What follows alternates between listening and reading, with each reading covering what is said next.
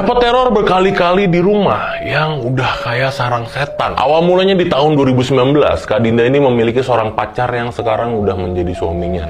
Pada saat itu Kak Dinda dapat sebuah telepon dari pacarnya, yang dimana ayah dari sang pacarnya ini meninggal dunia. Karena keluarga pacarnya ini seorang Nasrani dan Kak Dinda Muslim, ayah dari pacarnya ini dibawa dulu ke rumah duka. Jadi nggak langsung dimakamkan gitu aja tuh. Kak Dinda pergilah ke rumah duka. Di situ dia nggak ngelihat pacarnya. Dia mikir positif, mungkin pacarnya lagi sibuk ngurusin buat pemakaman papinya. Kak Dinda duduklah di situ buat nungguin pacarnya. Di sini pertama kalinya juga dia ketemu sama adik dari pacarnya yang bernama Eva. Singkat cerita, dari di rumah duka ini Kak Dinda jadi deket nih sama Eva. Karena dia tahu pacarnya ini kerjanya jauh. Otomatis Eva selalu sendirian di rumah. Pergilah Kak Dinda ke rumah pacarnya. Saat dia sampai di rumahnya, Eva ini lagi mandi. Jadi jarak pintu depan sama kamar mandi nggak begitu jauh. Kalau orang teriak pun bakal kedengeran. Kak Dinda masuklah sekaligus nunggu di ruang tamu. Di sini dia ngeliat ada sosok anak kecil yang berambut pirang lagi ngintip-ngintip. Kayak malu gitu. Tapi Kak Dinda coba buat abaikan. Setelah Eva selesai mandi, ngobrol-ngobrol lah mereka. Dibarengin sama bercanda-bercanda beberapa kali. Ya kayak biasa aja. Lagi enak-enaknya ngobrol, Kak Dinda mau numpang nih ke kamar mandi buat buang air kecil. Dikasih tau lah sama Eva, kamar mandinya itu Kak, yang tadi aku mandi. Pergilah ya Dinda ini ke situ. Tapi pas dia sampai di kamar mandinya dan buka pintu, tiba-tiba gimana sih, pintu terbuka, tapi cuman sedikit. Terbukanya tuh cuman sedikit. Dan kita tuh ada misalnya di depan pintu, itu kan langsung bak mandi nih, langsung bak mandi. Jadi kita nggak perlu buka pintu supaya kelihatan bak mandi, sedikit aja udah bisa kelihatan gitu Kak. Jadi ibarat kata baru nengok begini, tahu nggak sih Kak kalau rambut basah? Iya. Rambut basah, tapi rambutnya tuh gelombang-gelombang dan tebel. Itu ada di atas air. Jadi kamar mandi tuh kayak airnya tuh penuh, baknya tuh kayak penuh. Jadi di dasarnya itu, bukan di dasar, di atasnya itu kayak ngapung kepala. Ya. Kepala doang tapi. Itu kepala, rambutnya basah. Setelah kejadian itu Kak Dinda coba abaikan aja, dan dia juga masih sering ke rumah pacarnya buat nemenin si Eva. Karena dia juga ngerasa udah makin deket sama si Eva ini. Eva selalu cerita tuh apapun ke Kak Dinda, yang dimana Eva ini sering banget nih dapat gangguan dari sosok yang ada di rumahnya.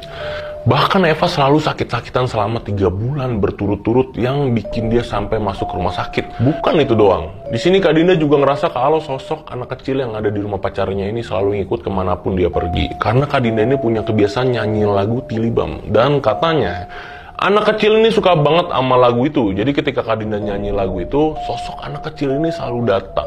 Tili tili bom, zakroi glazas kuri, gitu. Di beberapa hari kemudian, tepatnya di jam 4 sore, Kak Dinda dan Eva pergi ke sebuah resto makan. Sampailah mereka berdua di resto tersebut. Tempatnya ini full kaca semua ya, yang dimana kita bisa ngeliat apapun dari dalam keluar. Begitupun sebaliknya. Nah, si Eva katanya, kenapa Pak? Itu Eva ngelihat itu Kak, yang sosok di rumah gede ngikutin, kata dia gitu. Apaan? Katanya, ada lagi, apaan? Nah, Eva bilang dia ngelihat sosok yang tinggi. Nah, pas aku ngelihat juga sama sosok, ada sosok tinggi. Cuman lama-kelamaan tuh kata Eva, lama-kelamaan tuh kayak mengecil. Jadi ketika mengecil modelannya tuh maaf ya, kayak kera. Ketika gede tuh kayak wowo gitu. Banyak ininya gitu.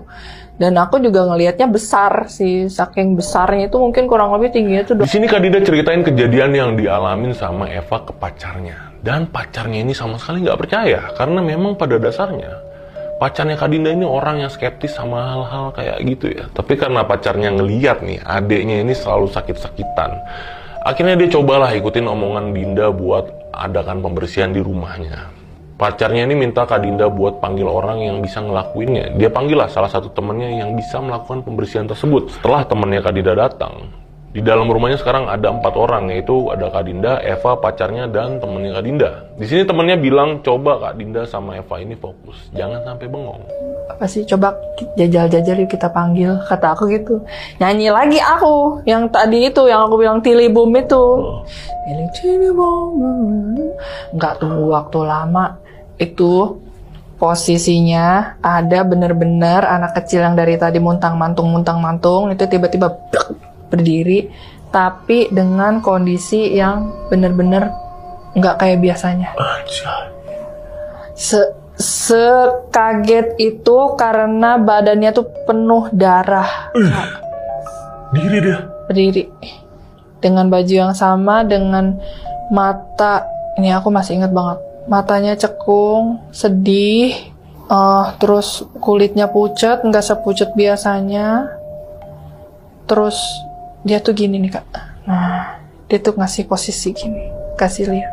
Pas dia kasih lihat posisi gini, itu tuh kita tuh ngelihat jelas banget lehernya, terus pergelangan tangannya itu luka darah semua.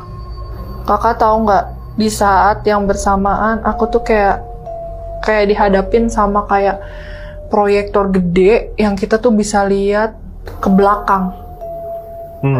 Karena yang lihat bukan cuma aku tapi si Eva juga. Bang, kata aku gitu. Karena aku yang, bang, lu tau nggak bang? Apaan?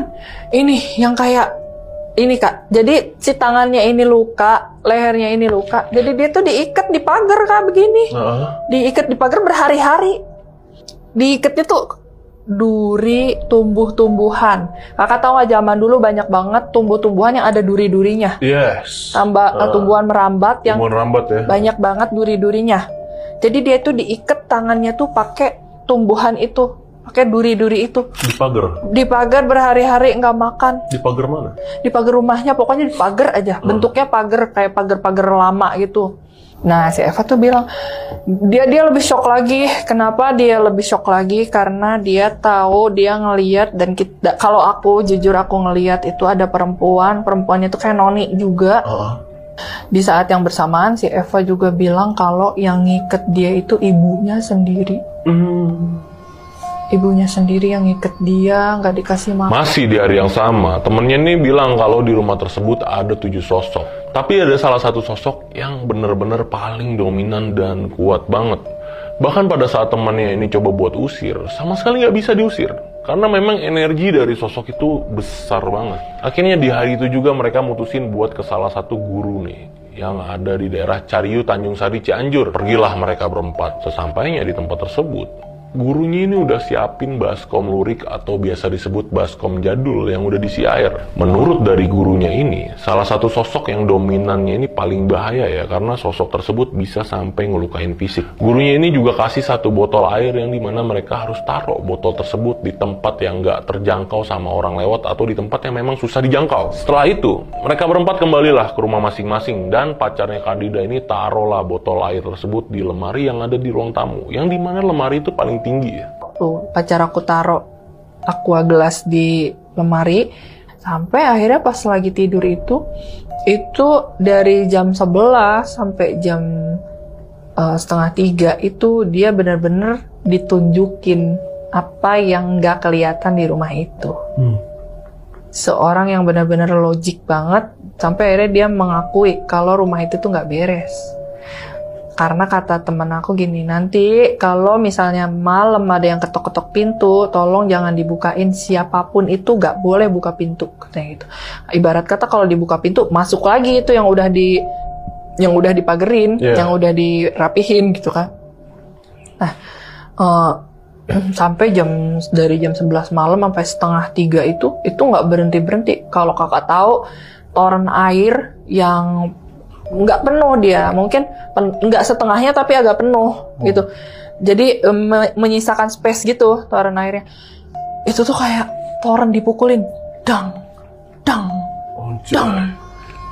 Torennya tuh kan ada di lantai, di atasnya di dak, di dak atas. Dan kalau misalnya kita main logika lagi, andai kata itu maling, mana ada sih maling nakol-nakolin toren, yang ada ketahuan dong. Iya. Mau maling. Itu dari jam 11 sampai jam 2:30 Kak, terus-terusan. Gila. Dang katanya. Sampai mereka tuh nggak pada tidur dan akhirnya sampai di dini hari tok ada yang ketok pintu. Pas mereka ngelihat jam, bangun kakaknya mau buka pintu, kata adiknya gini, kata si Eva, kok jangan dibuka kok, nggak apa-apa kan ini udah lewat dari jam 12 katanya gitu. Enggak takutnya tetangga